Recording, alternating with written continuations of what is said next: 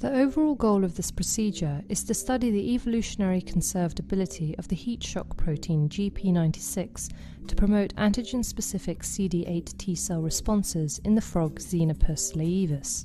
This is accomplished by first harvesting peritoneal leukocytes by peritoneal lavage. The second step of the procedure is to pulse the peritoneal leukocytes with tumor-derived gp96 that chaperone minor and tumor antigens. After incubation and washes, the peritoneal leukocytes are adoptively transferred by intraperitoneal injection into naive frogs in order to prime these frogs against tumor or minor histocompatibility antigens.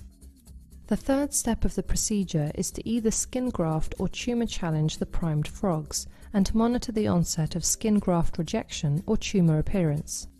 The final step of the procedure is to obtain peripheral blood for characterizing the T cells involved in the skin rejection and anti-tumor responses.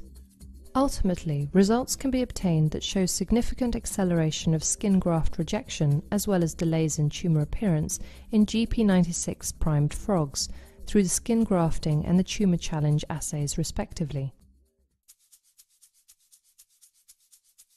Hi, I'm Hristina Nedelkovska in the lab of Dr. Jacques in the Department of Microbiology and Immunology at the University of Rochester Medical Center.